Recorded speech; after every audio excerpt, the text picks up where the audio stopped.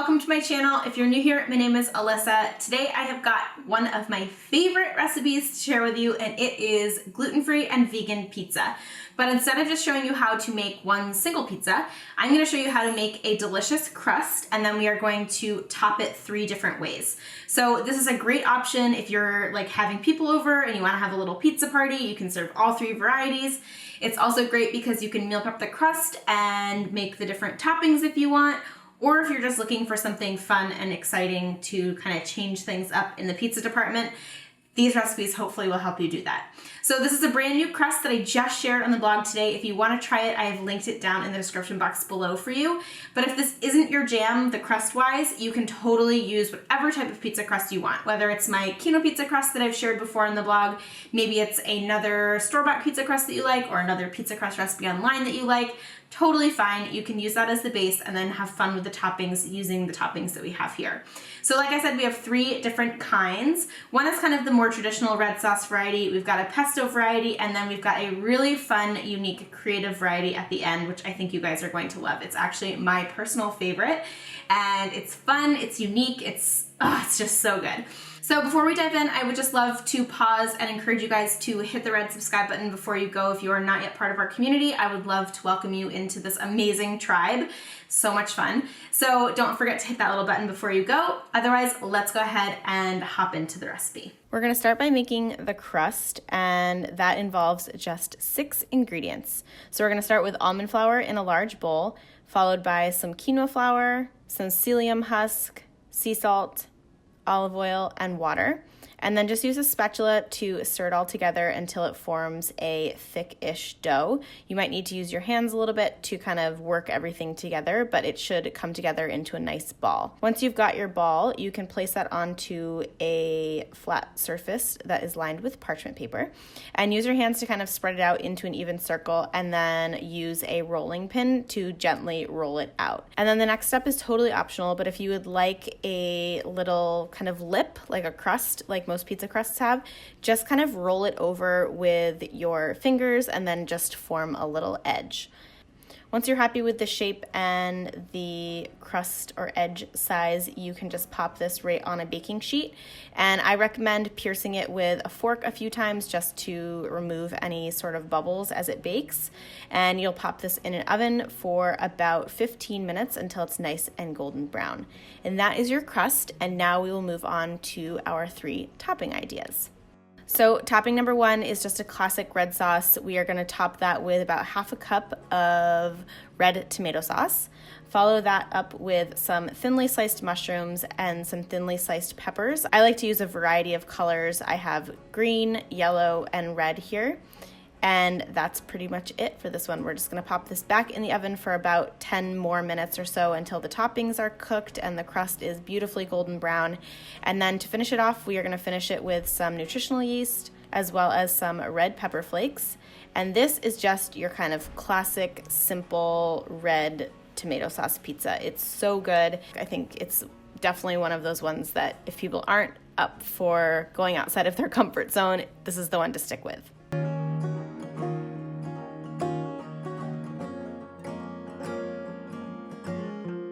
Our second one is going to be a vegan pesto pizza. So you're going to top that with some vegan pesto, whether it's store-bought or homemade. I will link the one that I have shared on the channel down below for you.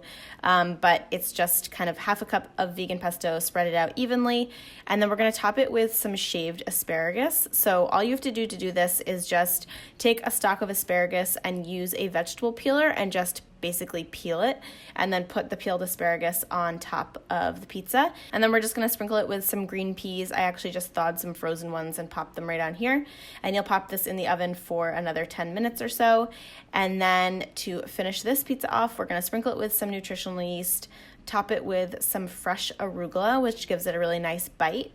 and a little drizzle of olive oil, a crack of fresh pepper, and then I like to give the illusion that I'm putting on Parmesan, and how I do this is just I use a zester and I zest some macadamia nuts, so it kind of gives the illusion of Parmesan. It makes it look kind of fancy. And then you can just slice this bad boy up and enjoy it as is. I will say this one, because it has the fresh arugula, doesn't reheat quite as well. So if you are not serving it right away, I would not top it with the arugula right away, and I would just top it with the arugula when you're ready to serve it.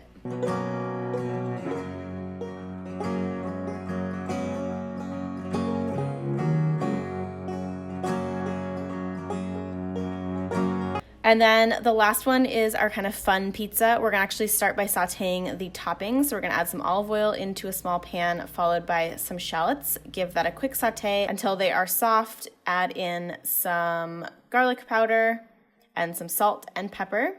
And again, give this a quick saute until everything is combined. Then you're gonna add in 2 large handfuls of spinach and add a little dash of water just to help kind of steam everything, and give it a quick saute until everything is nice and soft. This should take about 2 minutes or so. From there, set that aside and move on to your crust. We're gonna top the crust with some butternut squash puree. So I actually just used canned butternut squash puree. You could also use pumpkin, and you're just gonna use your spoon to kind of spread it out evenly, and this is gonna act as our quote-unquote sauce. From there, top it with those cooked greens and shallots and just evenly spread them out as much as you can. And then to finish this one off, we're actually gonna sprinkle it with some chive Kite Hill cream cheese. This is totally optional, but it gives it a really nice creaminess, which I absolutely love. You could also do like a vegan mozzarella, or you could do vegan regular cheese if you wanted. I just had some of this in the fridge and I thought it was gonna be really good, and it was. So I highly recommend this if you can get your hands on the Kite Hill chive cream cheese. So do your dollops of the cream cheese, pop it back in the oven for another 10 minutes or so, and then just finish it off with a sprinkle of fresh thyme, some red pepper flakes for heat, and some nutritional yeast. And again, you can just slice it up and enjoy. This is definitely my favorite. It's so good. I know it doesn't seem quite traditional, but the combination of butternut squash, the garlicky vegetables, and the Kite Hill chive cream cheese is just to die for. And there you have it, my friends. I hope you enjoyed today's pizza video. These are so fun for me to make because I love showing you how to make like one kind of staple recipe and then give you some ways to kind of change it up to make it feel brand new. So once you kind of master this one pizza crust, now you can come back to this video. You can try all 3 varieties. You guys are gonna love all 3. I can't wait to hear which one you make first. If you do end up trying one, definitely come back to this post. Let me know what you think. And I would also just love to know which one you're most excited about. Why don't you just leave 1, 2, or 3 down in the comments, and then I can kind of gauge which one is the most popular. For me, I love number 3. I know it's really fun and different and might sound a little bit strange, but I promise it is so good. So like I said in the beginning of the video, this crust is now up in the blog, so if you want to try to make it, you can find that down in the description box below. I also included all of the topping instructions and ingredients on that post, so everything that you need is on the blog today. And I do just want to say, if you are not yet part of our community, I would love to welcome you into our Simply Quinoa tribe here on YouTube. There's a red button right below this video. It says subscribe. Hit that little button, and don't forget to turn on that little bell. That will turn on your notifications and make sure that you never miss another video. So otherwise, thank you so much for being here. Thanks for hanging out with me on my little corner of the internet, or on YouTube, I guess you could say. I really appreciate you guys taking the time to be here. I know you're busy, so it means the world to me that you chose to watch my video. So I hope you guys enjoy it. I will see you in the next one.